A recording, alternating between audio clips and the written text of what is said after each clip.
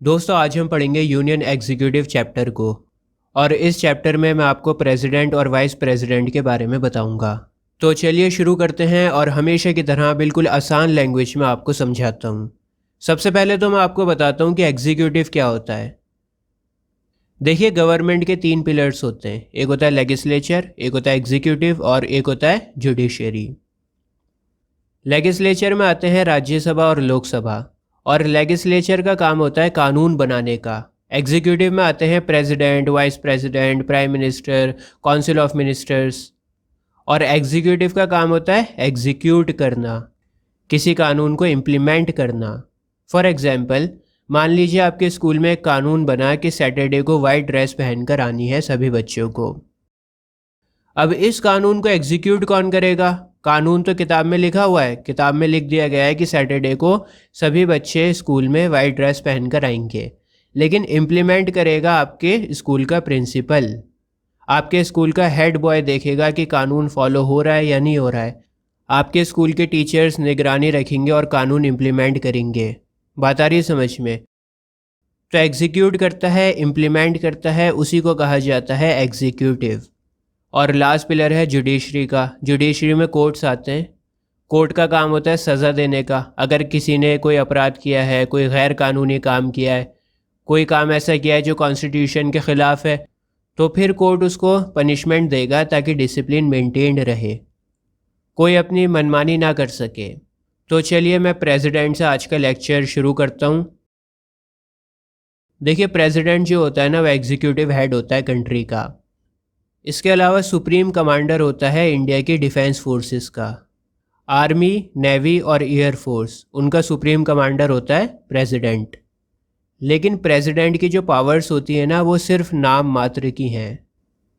जैसे अपने यहाँ पर कहते हैं ना कि हाथी के दांत सिर्फ दिखाने के लिए होते हैं, किसी काम के नहीं होते। बिल्कुल इसी तरह से इंडिया में जो मेन पावर होती है वो प्राइम मिनिस्टर के पास में होती है। और प्रेसिडेंट जो कोई भी काम करेगा वो काउंसिल ऑफ मिनिस्टर्स की एडवाइस पर करेगा। अब क्या क्या क्वालिफिकेशंस चाहिए होती हैं प्रेसिडेंट बनने के लिए? सबसे पहले तो प्रेसिडेंट हिंदुस्तानी होना चाहिए, कम से कम 35 साल की उम्र होनी चाहिए, और इतनी एलिजिबिलिटी होनी चाहिए कि वो लोकसभा को क्वालिफाइड कर ले। देखो ध्यान से समझो तीसरे पॉइंट को। प्रेसिडेंट मेंबर नहीं होता है लोकसभा का, लेकिन प्रेसिडेंट की इतनी क्वालिफिकेशंस होनी चाहिए कि वो लोकसभा के मेंबर के लिए क्वालिफाई कर जाए। जैसे फॉर एग्जांपल, मान लो आपके स्कूल में एक टीचर की पोस्ट वैकेंट है। अब मैंने बीए भी कर रखा है, एमए भी कर रखा है, बीएड भी कर रखा है, मेरे पास एक्सपीरियंस भी है, और मैं पूरी तरह से एलिजिबल हूँ आपके स्कूल में पढ़ाने के लिए। आपके स्कूल में टीचर की वैकेंसी है और मैं पूरी तरह से एलिजिबल हूँ आपके स्कूल में पढ़ाने के लिए, लेकिन फिर भी मैं आपके स्कूल को ज्वाइन नहीं करूँगा। बात आ रही है समझ में? लोकसभा के इलेक्शन के लिए प्रेसिडेंट क्वालिफाइड तो होना चाहिए, पर प्रेसिडेंट उस इलेक्शन में पार्टिसिपेट नहीं करता है। प्रेसिडेंट मेंबर नहीं बन सकता है लोकसभा का। इसके अलावा प्रेसिडेंट की सेंटर या स्टेट लेवल पर कोई भी जॉब नहीं होनी चाहिए।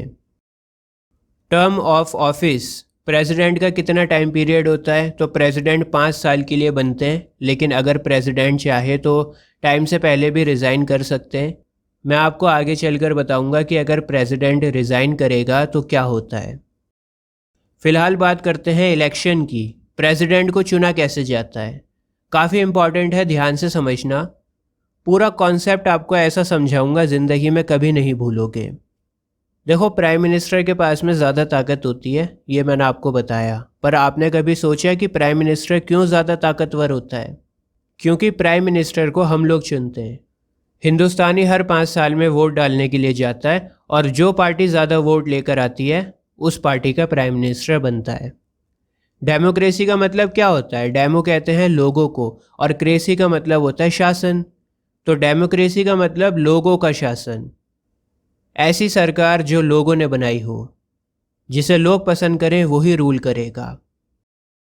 लेकिन प्रेसिडेंट को तो लोग नहीं चुनते। आपने कभी सुना है कि प्रेसिडेंट के इलेक्शन होने वाले हैं, चलो वोट डालने चलो? नहीं सुना होगा। इनफैक्ट बहुत सारे बच्चों को तो ये भी नहीं पता होगा कि इंडिया के प्रेसिडेंट कौन है। तो प्रेसिडेंट के इलेक्शन इनडायरेक्ट होते हैं, हम आम इंसान प्रेसिडेंट को नहीं चुनते। प्रेसिडेंट को कौन चुनता है फिर? प्रेसिडेंट को चुनते हैं इलेक्टोरल कॉलेज के मेंबर्स। अब इलेक्टोरल कॉलेज के मेंबर्स कौन कौन होते हैं? ये होते हैं मिनिस्टर्स और एमएलएज। मिनिस्टर होता है सेंटर में और एमएलए होता है स्टेट में। तो ये दोनों मिलकर प्रेसिडेंट को चुनते हैं। थोड़ा सा और डिटेल में आपको समझा देता हूँ। राज्यसभा, लोकसभा और लेजिस्लेटिव असेंबली, ये तीनों मिलकर पार्टिसिपेट करते हैं प्रेसिडेंट को चुनने में। अच्छा, एक बात और, प्रेसिडेंट कुछ कैंडिडेट्स को नॉमिनेट करता है। माने प्रेसिडेंट कुछ मेंबर्स को बिना किसी इलेक्शन के इलेक्ट कर देता है हाउस में। तो जिन मेंबर्स को प्रेसिडेंट नॉमिनेट करता है वो मेंबर्स प्रेसिडेंट के इलेक्शन में पार्टिसिपेट नहीं कर सकते। आपकी एक्स्ट्रा इन्फॉर्मेशन के लिए मैं आपको बता देता हूँ कि 2020 में एक कानून पास हुआ था जिसके तहत अब प्रेसिडेंट के पास में ये ताकत नहीं है कि वो मेंबर्स को नॉमिनेट कर सके लोकसभा में। राज्यसभा और लोकसभा दोनों में नॉमिनेट किया करता था प्रेसिडेंट, लेकिन अब उसके पास से ये ताकत छीन ली गई है कि वो लोकसभा में मेंबर्स को नॉमिनेट करे। बहरहाल इतना ज़्यादा डिटेल में हमें जाने की ज़रूरत नहीं है, आपके काम का भी नहीं है। अब सवाल ये आता है कि इनडायरेक्ट इलेक्शन क्यों होते हैं? प्रेसिडेंट के डायरेक्ट इलेक्शन क्यों नहीं होते? देखिए, राज्य तो एक ही हो सकता है ना, किसी राज्य का राज्य एक ही तो हो सकता है। अब मैंने आपको बताया कि इंडिया में मेन पावर प्राइम मिनिस्टर के पास में होती है, क्योंकि प्राइम मिनिस्टर को हम लोग चुनते हैं, आम इंसान चुनता है। तो राज्य कौन है? Prime minister. अब अगर प्रेसिडेंट को भी हम आम इंसान चुनने लगे तो फिर प्रेसिडेंट के पास में भी ताकत आ जाएगी और एक राज्य के कभी भी दो राज्य नहीं हो सकते। तो इसीलिए प्रेसिडेंट बस नाम मात्र का हेड होता है, उसके पास कोई ख़ास पावर नहीं होती है और इसीलिए प्रेसिडेंट के इलेक्शन इनडायरेक्ट होते हैं। अच्छा, अमेरिका में अलग सिस्टम है, वहाँ पर प्रेसिडेंट बहुत ज़्यादा ताकतवर होता है। तो इसलिए आप कंफ्यूज मत होना, अमेरिका में प्रेसिडेंट ज़्यादा ताकतवर होता है, प्राइम मिनिस्टर के पास में कोई ताकत नहीं होती। पर हमारे यहाँ पार्लियामेंट्री फॉर्म ऑफ गवर्नमेंट है, हमारे यहाँ प्राइम मिनिस्टर के पास ज़्यादा ताकत होती है, प्रेसिडेंट के पास ताकत नहीं होती। बहरहाल आगे बढ़ते हैं। प्रेसिडेंट को शपथ कौन दिलाता है? शपथ दिलाने का काम है चीफ जस्टिस ऑफ इंडिया का। अब मान लो प्रेसिडेंट रिज़ाइन करना चाहता है तो वो अपना रेजिग्नेशन वाइस प्रेसिडेंट को देगा और जब तक नया प्रेसिडेंट इलेक्ट नहीं हो जाता तब तक वाइस प्रेसिडेंट प्रेसिडेंट की जगह ले लेंगे। अच्छा, एक केस तो ये है कि प्रेसिडेंट ने अपनी मर्ज़ी से रिज़ाइन कर दिया और दूसरा केस ये हो सकता है कि प्रेसिडेंट कानून पर ना चले। अगर प्रेसिडेंट गैर कानूनी काम करे, संविधान पर ना चले, तो प्रेसिडेंट को हटाया भी जा सकता है और प्रेसिडेंट को हटाने का जो प्रोसीजर है उसे कहा जाता है इम्पीचमेंट। प्रोसीजर ऑफ इम्पीचमेंट को काफ़ी मुश्किल रखा गया है। आखिर प्रेसिडेंट है, इतनी आसानी से तो आप नहीं हटा सकते प्रेसिडेंट को। तो मैं आपको बताऊं, 2/3 मेजॉरिटी चाहिए होती है राज्यसभा और लोकसभा दोनों हाउसेस से। बहुत बड़ी मेजॉरिटी है ये, और अगर 2/3 मेजॉरिटी मिल जाती है तो फिर प्रेसिडेंट को हटा दिया जाता है।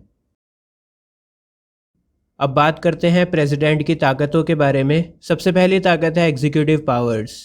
देखिए, प्रेसिडेंट जो होता है ना, वो हेड होता है यूनियन एडमिनिस्ट्रेशन का।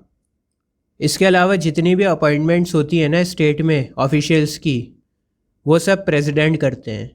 प्राइम मिनिस्टर को भी प्रेसिडेंट ही अपॉइंट करते हैं। Prime minister, council of ministers, governors, chief justice, high courts के जजेस, attorney general, auditor general, committees के जनरल, सबको अपॉइंट करने का काम प्रेसिडेंट का है। इसके अलावा प्रेसिडेंट यूनियन टेरिटरीज़ को भी एडमिनिस्टर करते हैं। अब ये यूनियन टेरिटरीज़ क्या होती हैं? देखिए, यूनियन टेरिटरी वो होती है जहाँ पर इलेक्शन नहीं होते, डायरेक्ट प्रेसिडेंट रूल करता है। जैसे for example Andaman and Nicobar islands, यहाँ पर इलेक्शन कराने का कोई फ़ायदा ही नहीं है, बहुत कम पॉपुलेशन है। अब चीफ मिनिस्टर का कोई ख़ास रोल है ही नहीं यहाँ पर, तो ऐसे में प्रेसिडेंट रूल करता है। इसी तरह से एक एग्जांपल मैं आपको देता हूँ चंडीगढ़ का। चंडीगढ़ हरियाणा की भी कैपिटल है और पंजाब की भी कैपिटल है, दो स्टेट्स की एक कैपिटल है। तो ऐसे में बड़ा मुश्किल होता है कि कौन रूल करेगा। प्रेसिडेंट यहाँ पर भी रूल करता है। अब जो समझदार बच्चे होंगे वो सोचेंगे कि सर दिल्ली भी तो यूनियन टेरिटरी है, यहाँ पर तो चीफ मिनिस्टर है, इलेक्शन भी होते हैं। देखिए, दिल्ली जो है ना वो हिंदुस्तान की कैपिटल है, तो दिल्ली का डेवलपमेंट 2 गुना तेज़ी से हो सके, इसीलिए यहाँ पर गवर्नर के पास में भी ताकत है और चीफ मिनिस्टर के पास में भी ताकत है। और इसीलिए आप अक्सर न्यूज़ में देखते होंगे कि दिल्ली के चीफ मिनिस्टर अरविंद केजरीवाल की गवर्नर के साथ में कहा सुनी होती रहती है, आपस में दोनों की बनती नहीं है। बहरहाल मैं इतना ज़्यादा डिटेल में नहीं जाऊंगा, काम की बातें नहीं हैं आपके।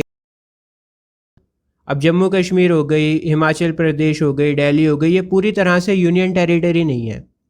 ये स्टेट भी कहलाती हैं और यूनियन टेरिटरी भी कहलाती हैं। अच्छा, एक बात और मैं आपको बता दूं कि देखो, जो सेंटर होता है वहाँ पर होता है प्राइम मिनिस्टर, और स्टेट में कौन होता है? चीफ मिनिस्टर होता है। सेंटर का राजा कौन है? Prime minister. स्टेट का राजा कौन है? Chief minister. बिल्कुल इसी तरह से सेंटर में होता है प्रेसिडेंट, और प्रेसिडेंट की जगह स्टेट में लेता है गवर्नर। जिस तरह से प्राइम मिनिस्टर की जगह चीफ मिनिस्टर लेता है स्टेट में, उसी तरह से बिल्कुल इसी तरह से प्रेसिडेंट की जो जगह होती है वो स्टेट में लेता है गवर्नर। ये सारी बातें आपकी बुक्स में नहीं होंगी, मैं आपको अपने पास से बता रहा हूँ, आपको पता होना चाहिए। और जब आपके पास एक्स्ट्रा इन्फॉर्मेशन होगी ना, तो आपका आंसर भी बहुत बढ़िया होगा, आपको समझ में भी बहुत बढ़िया आएगा और इंटरेस्ट भी आएगा। इंटरेस्ट जब भी डेवलप हो पाता है जब आपको कॉन्सेप्ट क्लियर होता है। आगे बढ़ते हैं। अगर कोई स्टेट प्रेसिडेंट रूल में चली जाती है तो फिर प्रेसिडेंट उस स्टेट को कंट्रोल करता है गवर्नर के थ्रू। अब मैंने आपको बता दिया ना कि गवर्नर प्रेसिडेंट के अंडर काम करता है स्टेट में। तो अगर स्टेट की सरकार फेल हो जाती है, कुछ ऐसा हो जाता है कि स्टेट में कोई सरकार ही नहीं है, अब किसी ना किसी को तो रूल करना पड़ेगा जब तक सरकार ना बन जाए। तो ऐसे में प्रेसिडेंट स्टेट को रूल करता है गवर्नर के थ्रू। अब आते हैं लेजिस्लेटिव पावर्स के ऊपर। मैंने आपको बताया ना कि लोकसभा यूजुअली साल में 3 बार लगती है। 3 सेशंस होते हैं लोकसभा के, विंटर, मानसून और बजट सेशन।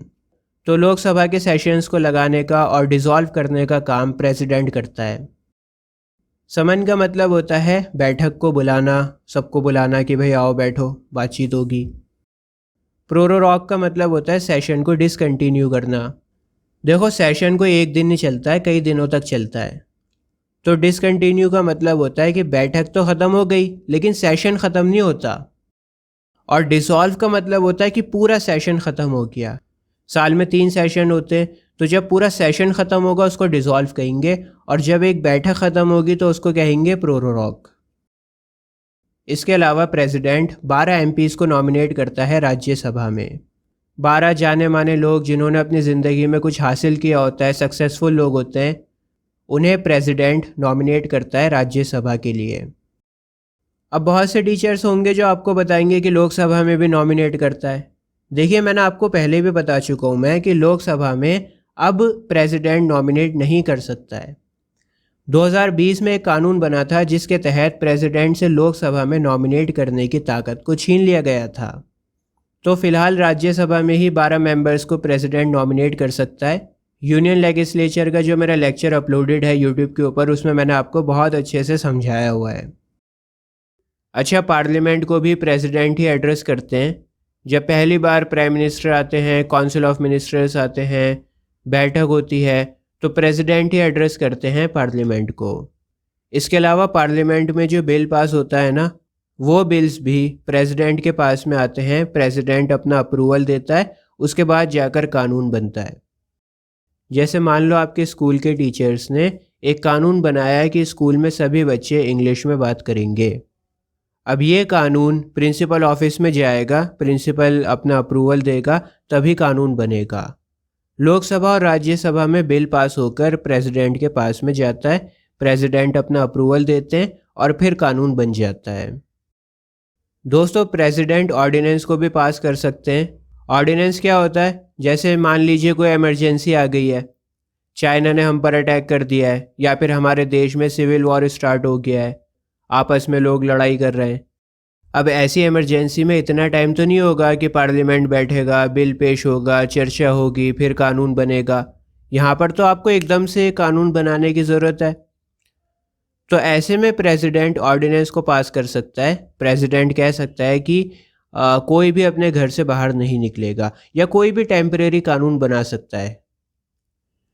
बाद में जब पार्लियामेंट बैठेगी तो देखा जाएगा कि ऑर्डिनेंस टेम्परेरी रखना है या फिर इसको परमानेंट करने की ज़रूरत है। तो ऑर्डिनेंस का मतलब हुआ टेम्परेरी कानून। दोस्तों कुछ स्टेट बिल्स भी होते हैं जिन पर प्रेसिडेंट अप्रूवल देता है। मैंने आपको बताया था ना कि स्टेट में गवर्नर होता है और गवर्नर प्रेसिडेंट के अंडर होता है। तो गवर्नर प्रेसिडेंट के पास कुछ बिल्स को भेजता है और फिर प्रेसिडेंट अपना अप्रूवल देता है। दोस्तों न्यू स्टेट्स जब बनती है ना तो उनकी फॉर्मेशन के लिए भी प्रेसिडेंट का अप्रूवल देना ज़रूरी है। जैसे फॉर एग्जांपल झारखंड पहले बिहार का हिस्सा हुआ करता था, आज की डेट में झारखंड एक अलग स्टेट बन चुका है।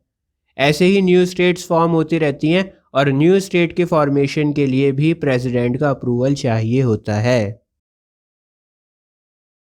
अब बात करते हैं फाइनेंशियल पावर्स के बारे में। देखिए कोई भी मनी बिल, पैसे से रिलेटेड बिल पार्लियामेंट में इंट्रोड्यूस होने से पहले प्रेसिडेंट के पास में जाती है। प्रेसिडेंट अपना अप्रूवल देते हैं, उसके बाद जाकर पार्लियामेंट में इंट्रोड्यूस होता है बिल। जैसे फॉर एग्जांपल मान लो आपके क्लासरूम में फ़ैन लगाना है, डस्टबिन आना है, ब्लैक बोर्ड आएगा, चॉक्स आएंगी। तो पहले इन सब का जो बिल है वो जाएगा क्लास टीचर के पास में। क्लास टीचर बिल को चेक करेगा और चेक करने के बाद बिल जाएगा प्रिंसिपल के पास। याद रखना यहाँ पर बात हो रही है मनी बिल की। सिर्फ मनी बिल पहले प्रेसिडेंट के पास में जाता है, प्रेसिडेंट अपना अप्रूवल देते हैं और फिर पार्लियामेंट में जाता है। इसके अलावा जब सरकार को पैसे चाहिए होता है ना, एनुअल बजट आता है, एनुअल फाइनेंशियल स्टेटमेंट आती है, ये सब पहले प्रेसिडेंट के पास में जाती हैं। प्रेसिडेंट अपना अप्रूवल देते हैं, उसके बाद में जाकर सरकार को पैसा मिलता है। तो सरकार को पैसा भी प्रेसिडेंट के अप्रूवल से मिलता है। एक होता है कंटिंजेंसी फंड, मतलब इमरजेंसी फंड। मान लीजिए पाकिस्तान ने हम पर हमला कर दिया या कोई अर्थक्वेक आ गया, बाढ़ आ गई और बहुत नुकसान हो गया, तो सरकार ऐसी आपदाओं के लिए एक इमरजेंसी फ़ंड को रखती है और कंटिंजेंसी फ़ंड से भी पैसा निकालने के लिए प्रेसिडेंट का अप्रूवल चाहिए होता है। और दोस्तों हर 5 साल के बाद फाइनेंशियल कमीशन के अपॉइंटमेंट भी प्रेसिडेंट ही करते हैं। अब बात करते हैं जुडिशियल पावर्स की।